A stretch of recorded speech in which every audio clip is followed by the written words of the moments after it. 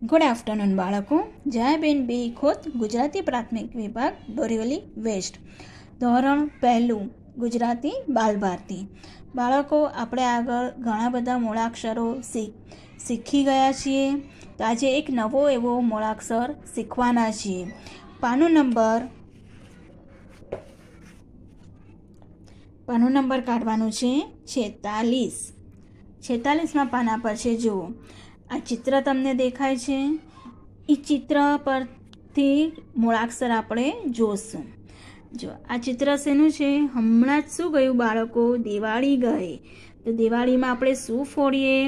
ફટાકડા. આને શું કહેવાય? ફટાકડા. આ શું છે? ફ્રોક.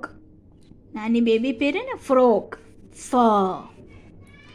ફૂલદાની. જો આ દોરેલું છે ને, જો આની અંદર અહીંયા ફૂલો મુકાય એટલે આને કહેવાય ફૂલદાની. બરાબર. ચલો, હવે ફને આપણે ગોઠવાના છીએ. પહેલાં ફ કેવી રીતના લખવાનું જુઓ છો બરાબર બાળકો. આ વળાંક કર્યો, આ સીધો વળાંક, આ ઊંધો વળાંક એટલે ડ થયો. આ સીધો વળાંક, આ ઊંધો વળાંક અને એને અંદર લેવાનું. આ સીધો વળાંક, ઊંધો વળાંક, આ અંદરથી પાછું અહીંયા નીચે લેવાનું. આ સીધો વળાંક, ઊંધો વળાંક, આ અંદર લઈ નીચે લીધું લાઈન અને વચ્ચે લાઈન કરી એટલે શું લખાણું બાળકો? ફ. બરાબર ધ્યાનથી જોજો કે ફ કેવી રીતના લખાય છે ને બહુ સહેલું છે. જો આ તમે આટલું અહીંયા લખો, ત્યાં ડ લખ્યો ને એવી રીતના ડ કરીને નીચે લાઈન કરીને વચ્ચે લાઈન કરવાની છે. આ થયો ફ. ફટાકડાનો ફ.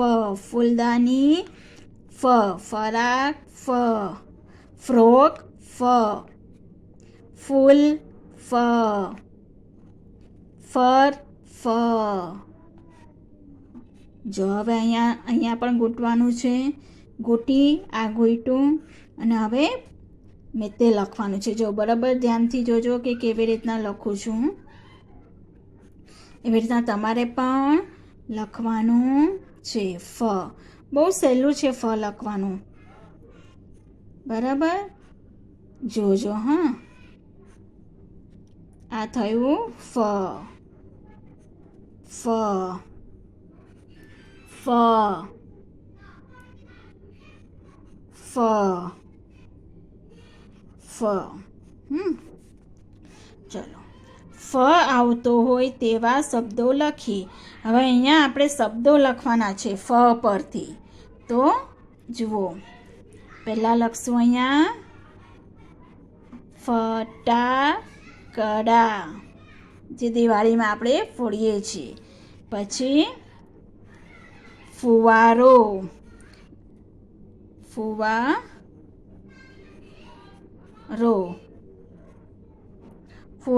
પછી ફણસ. ફુવારો એટલે તમે લોકો બગીચામાં જાઓ ત્યાં હોય છે ને ફુવારો, એ ફુવારો હોય. પછી ફણસ. ફળનું નામ છે ને ફણસ. પછી ફણસી. ફણસી શું છે? શાકનું નામ છે ફણસી. પછી ફર. ફરવા જાઓ ને ફર. બરાબર. આ ફ પરથી તમને બીજા નવા શબ્દ મળે એ તમારે પણ લખવાના એટલે તમને વધારે શબ્દો મળશે. આપણે ફ ચિત્ર પરથી ફ શીખ્યા મૂળાક્ષર, ફ લખતા શીખ્યા અને ફ વાળા બીજા શબ્દ લખ્યા.